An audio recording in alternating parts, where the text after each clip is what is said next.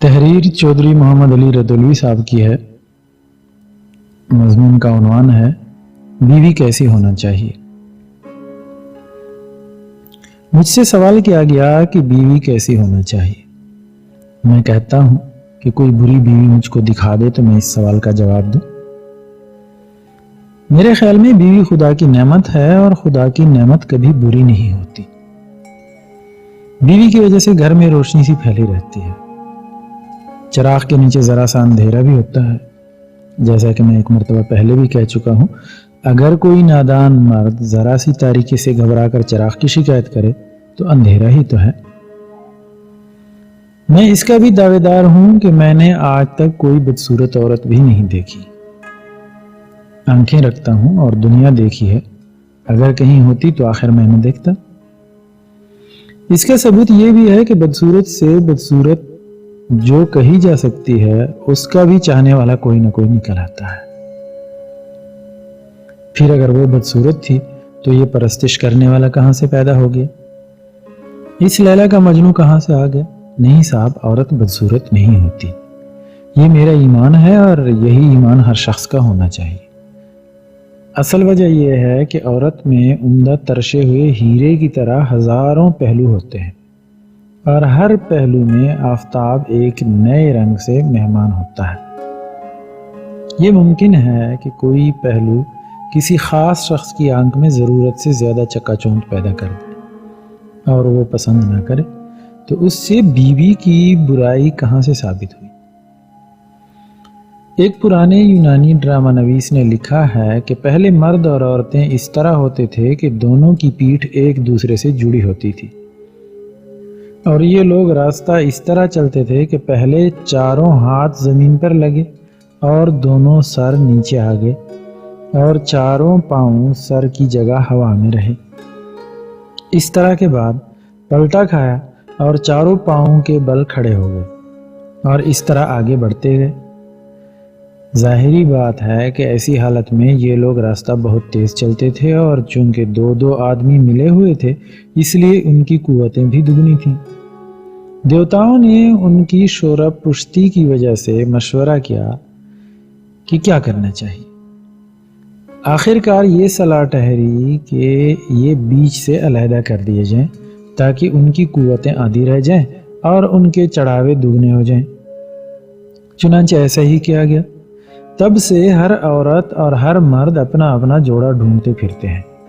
جن کو مل جاتا ہے وہ خوش رہتے ہیں، جن کو بدقسمتی سے نہ ملا وہ غریب عورت کو دکھ دیتے ہیں۔ کسی کو بے زبان نموہی بیوی پسند ہے، کسی کو ایسی عورت اچھی لگتی ہے جس کی زبان ہر وقت کترنی کی طرح چلتی ہے۔ اگر خوش قسمتی سے وہی قدیم جوڑا مل گیا تو دونوں خوش ہیں، نہیں تو بیوی غریب کو برا کہتے ہیں۔ آخر اس غریب کا جوڑا بھی تو بچھڑ گیا ہے، مگر اس کی کوئی بات بھی نہیں پوچھتا۔ یہ خیال غلط ہے کہ صرف اچھے ہی اچھے کا ساتھ مزیدار ہوتا ہے۔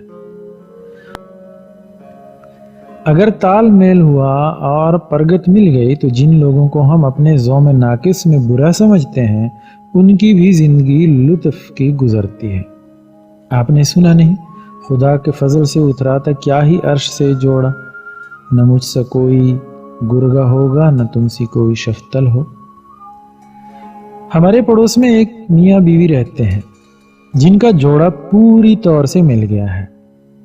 یہ دونوں آدمی انتہا درجے کے کاہل، پرلے سرے کے جھوٹے اور حد کے نکارے ہیں، مگر جب دیکھیے دونوں کمریوں کی طرح ایک دوسرے کے ساتھ ہیں اور گلبیاں ڈالے بیٹھے ہیں۔ ان کے 2 بچے ہیں۔ کسی نے ان بچوں کا دھویا ہوا منہ کبھی نہیں دیکھا۔ کپڑے ان لوگوں کے تن پر سے کٹ کر گر جاتے ہیں مگر دھوبی کو دینے کی توفیق نہیں ہوتی۔ بچوں کے کپڑوں میں ذرا سی پھونک بڑھ کر نیچے سے اوپر تک پہنچ جاتی ہے اور پھٹ کر علیحدہ ہو جاتی ہے، مگر سوئی تاگے کی شرمندہ نہیں ہوتی۔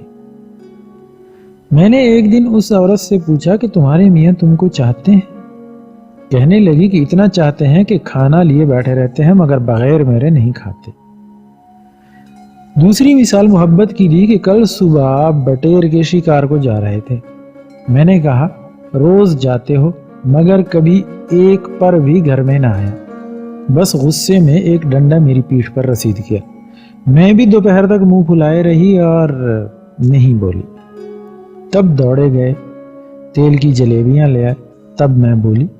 کبھی برابر کے جوڑ میں لطف آتا ہے، کبھی ایک نرم اور ایک گرم زندگی کو آرام دہ بنا دیتے ہیں۔ کسی رانڈ بیوہ کے یہاں ایک طوطا پلا تھا، وہ ہر وقت اس عورت کو مغلظات سنایا کرتا تھا۔ ایک دن ان کے یہاں ایک پیر صاحب تشریف لائے، طوطے کو سن کر کہنے لگے، ارے تیرا طوطا بڑا فحاش ہے، پنجرا کھول دے یہ اڑ جائے۔ کہنے لگی، رہنے دیجئے میاں صاحب، گھر میں مردوے کی ایسی بولی تو سنائی دیتی ہے۔ کوئی شخص شراب بہت پیتا تھا، اس نے پادری کے کہے سے شراب ترک کر دی۔ کچھ دنوں بعد پادری صاحب اپنے پند و نصائح پر ناز کرتے ہوئے گھر میں داخل ہوئے اور پوچھا کہ کہو اب تمہارے میاں مار دھاڑ دنگا فساد تو نہیں کرتے؟ نہایت مایوسی سے کہنے لگی، ارے حضور، اب تو وہ میاں ایسے معلوم ہی نہیں ہوتے، کوئی دیکھے تو کہے مہمان طریق گھر میں آئے ہیں۔ چارلس ڈکنس نے ایک شخص سائکس کا حال لکھا ہے کہ وہ بھی اپنے نیک شریف خصلت محنتی چاہنے والی بیوی کو نہ صرف مارتا ہی تھا بلکہ جو کچھ محنت مزدوری کر کے وہ کما لاتی تھی وہ بھی شراب میں اڑا دیتا تھا، اور خود اس میں دنیا کا کوئی عیب نہ تھا جو نہ ہو۔ چور پرلے سرے کا تھا۔ ایک ہمدرد نے اس عورت کو مشورہ دیا کہ اس کو چھوڑ دے۔ اس نے کہا کہ افسوس ہے، دنیا اس کی برائی سے واقف ہے، خوبی سے نہیں واقف۔ اب ان باتوں کے بعد کوئی کیا کہہ سکتا ہے کہ کون مرد اچھا ہے اور کون عورت؟ میرے ایک دوست ایک ڈپٹی صاحب کا حال بیان کرتے ہیں کہ وہ دورے پر تھے اور میں ان سے ملنے گیا۔ معلوم ہوا کہ ڈپٹی صاحب غسل فرما رہے ہیں۔ یہ بیٹھے رہے، جب دیر ہوئی تو انہوں نے پھر دریافت کیا، معلوم ہوا ابھی تک غسل میں ہیں۔ سرکاری کام تھا جس کے ناتمام رہ جانے میں دونوں کی بدنامی تھی، اس وجہ سے سنگ آمد سخت آمد انتظار کرتے رہے، مگر ڈپٹی صاحب آج نکلنے کا نام لیتے ہیں نہ کل۔ ان کی آنتیں کل ہو اللہ پڑ رہی ہیں، مگر ان کی برآمدگی کی کوئی صورت نہیں دکھائی دیتی۔ خیر کئی گھنٹوں کے بعد طلبی ہوئی تو یہ کیا دیکھتے ہیں کہ ڈپٹی صاحب دفتر کے میز کے پاس کرسی پر بڑی شان سے تشریف فرما ہے۔ مثلوں کا ڈھیر لگا ہے، مگر خالی پتلون اور کھڑاؤں پہنے بیٹھے ہیں۔ کاندھوں پر پتلون کی گلس البتہ دکھائی دیتی ہے۔ کام پورا کر کے جب یہ باہر نکلے، نتاب ہوئی اردلی سے انوکھی وضع کا سبب پوچھ ہی بیٹھے۔ معلوم ہوا بیگم کو کسی بات پر غصہ آ گیا ہے، انہوں نے حکم دیا کہ آج اس مونڈی کاٹے کو کپڑے نہ دیے جائیں۔ خیال تو کیجئے، جاڑوں کا مہینہ، خیمہ کی زندگی، لیکن اگر ڈپٹی صاحب کو یہ باتیں پسند ہیں تو ہم آپ برا ماننے والے کون؟ پیٹر پنڈر نے لکھا ہے کہ اسکاٹ لینڈ میں نے ایک شخص کو دیکھا کہ اپنی بیوی کو مارتا ہے۔ مجھے ایسا جوش پیدا ہوا کہ میں گھر میں گھس گیا اور اس عورت کو بچانے لگا۔ میرا یہ کرنا تھا کہ دونوں میرے اوپر پلٹ پڑے اور مجھ کو مار کر باہر کر دیے۔ لیجیے صاحب، ہم تم راضی تو کیا کریں قاضی؟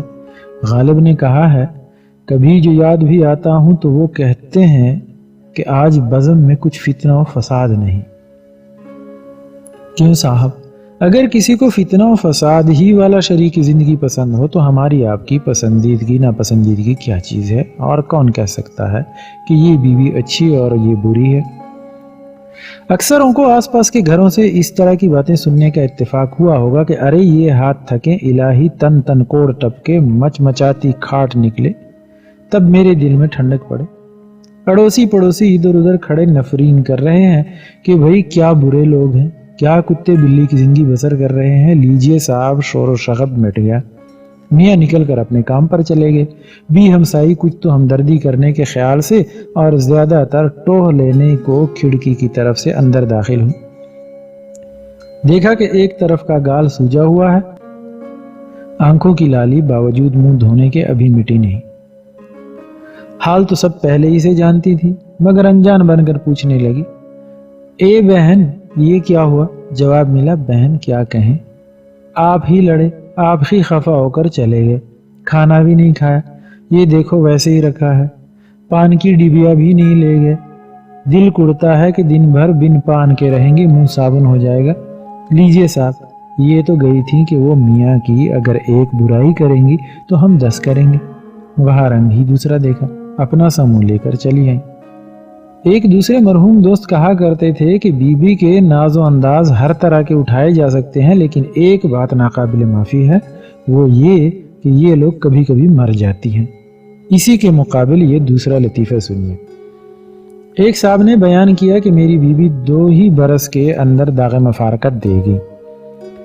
ذرا سا لڑکا ایک پھوسڑا اپنی نشانی چھوڑ گئی۔ میری ایک بڑی سالی تھی جو شاید اسی انتظار میں پہلے ہی سے رنڈاپا کھے رہی تھی۔ خوشدامن صاحبہ کہنے لگی، میاں تمہاری سالی موجود ہے، اگر عقد کر لیتے تو مردہ رشتہ پھر زندہ ہو جاتا۔ میں نے بھی سوچا کہ اب وہ جوان جہاں نہ رہی تو یہ ادھیڑ کیا رہے گی، لاؤ کر بھی لو۔ لڑکے کی خالہ ہے، بچہ بھی پل جائے گا، جہیز بھی اچھا خاصا ہاتھ لگے گا، ان کے مرنے کے بعد انشاءاللہ تعالی اپنی ہمسن ڈھونڈ کر لیں گے۔ لیجئے صاحب، عقد ہونے کو تو ہو گیا، مگر وہ آج مرتی ہے نہ کل، وہ تو پہلے ہی سے بوڑھی تھی، میرے بھی دانت گر گئے، مگر وہ جانے کا نام ہی نہیں لیتی۔ ادھر میں کہیں سفر کو تیار ہوا اور ادھر وہ امام ضامن لیے ڈیوڑی کے پاس پہنچ گئی۔ امام ضامن کی ضمانت میں سونپا کہو قبول کیا۔